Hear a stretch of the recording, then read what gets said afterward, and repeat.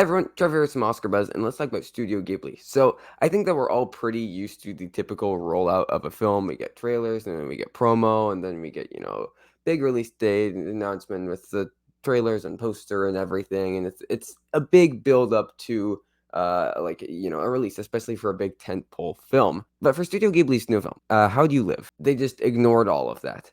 So this is Hayao Miyazaki, the master, the face of Studio Ghibli, coming out of retirement to make his final work. And we had no information, nothing about the plot, no frame of this film had been seen, no trailer, nothing. And they just dropped it in Japanese theaters over this past weekend.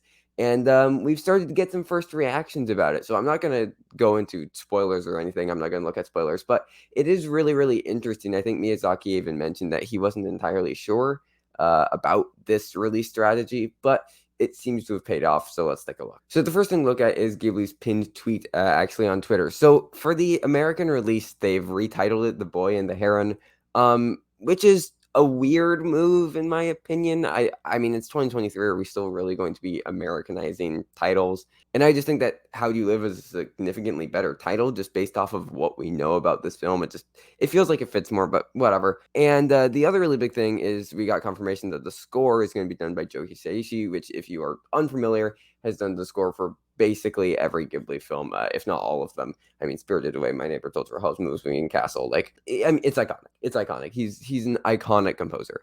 And it's going to be in North American theaters later this year. And it seems like they're going to be doing the same type of thing where we aren't going to be getting a trailer. We just have this singular poster, but no image aside from that. Which again, it's interesting. I don't entirely know how it will pay off in North America. But we'll see.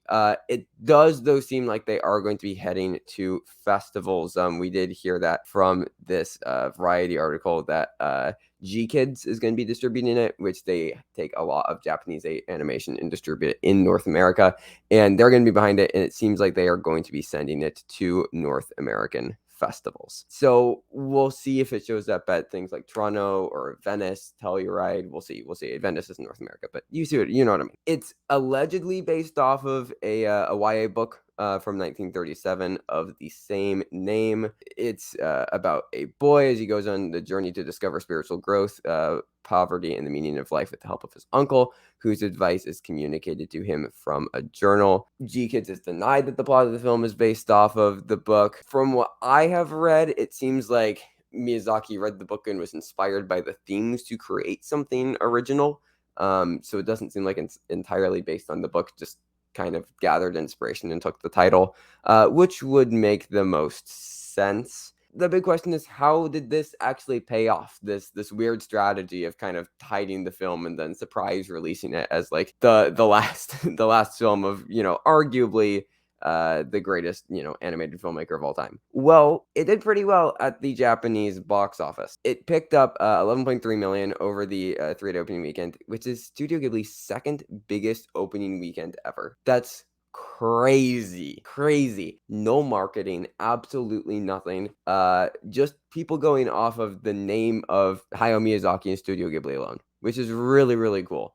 That many people, and 11.3 million might not seem like a lot to us in America for opening weekend. Japan is a little bit smaller, and their box office numbers aren't like typically as large as ours over here in America. But like, that's still really solid. It's the number 3 opening weekend of 2023 for Japan, and yeah, Studio Ghibli's second biggest ever. So it just shows how much respect people still have on the name of Hayao Miyazaki, and it's really cool to see that many people coming out. But let's take a look at how the actual film was received. So it's currently sitting on a 3.7 on Letterboxd. And if we look through some of these reviews, people seem to be pretty overwhelmed by it, brought to tears. It seems like it's quite experimental. There was also this Reddit post where somebody was translating through a lot of the first reactions. And I'm not going to read through all of them.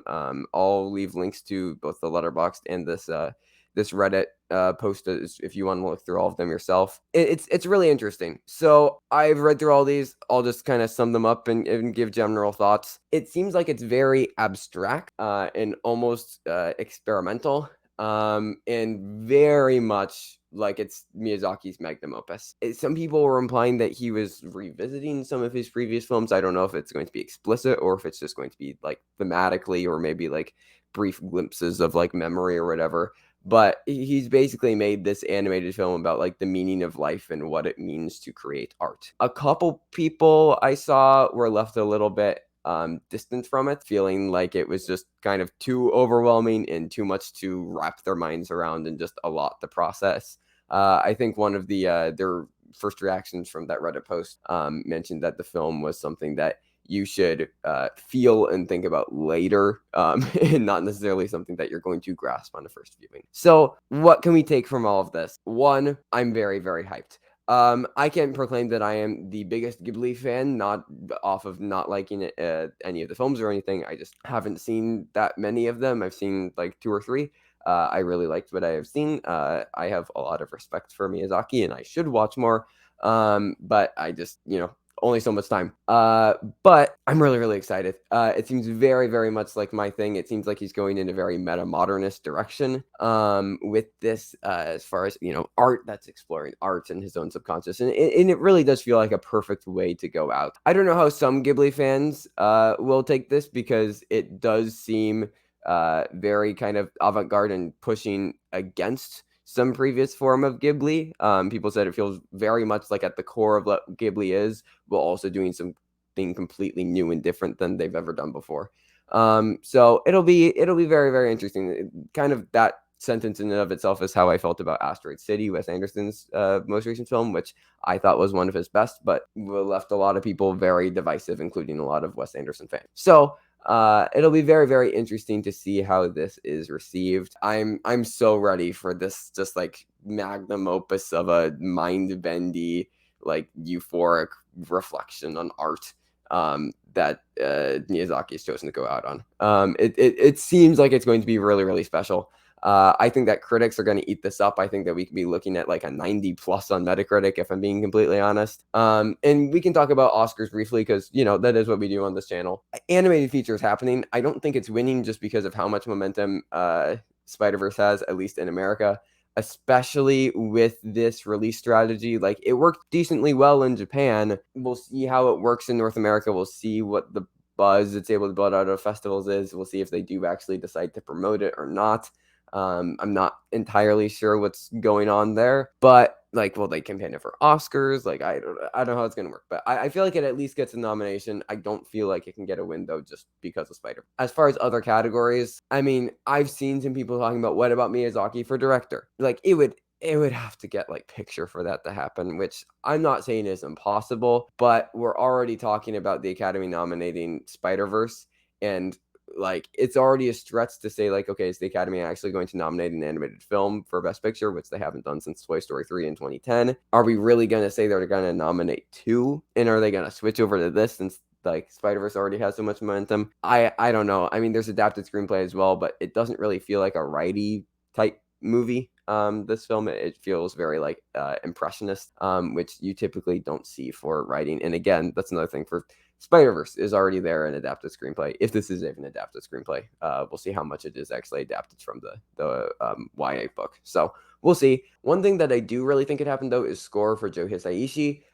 Just because he's never been nominated before, and a lot of the first reactions that we read really, really strongly highlighted that the score was incredible. I mean, and it's no surprise. I mean, the Ghibli scores are, always fantastic. But if people are really, really loving the score, he's never been nominated before, I could see they're forming a narrative like, let's nominate him. His last collaboration with Miyazaki, and maybe the film can get animated feature and score. I don't think that that's impossible, but other than that, I think it's mainly going to be contained to just animated feature. Regardless, very, very hyped. And I don't know that this marketing experiment is really intriguing. It's really, really intriguing what Ghibli's trying to do here. I hope it pays off for them, and hopefully people go see this movie. But You can let me know how excited you are for the film in the comments below, and you can, subscribe if you'd like to follow around and stick around for more updates throughout the awards season. We'll be talking Emmys here pretty soon. Grammys coverage is going to start soon. Of course, Oscars with fall festivals coming up in just a few months. So make sure to stick around for that if you'd like, or don't. It's whatever. But until next time, thank you everybody for watching. Stay safe and goodbye.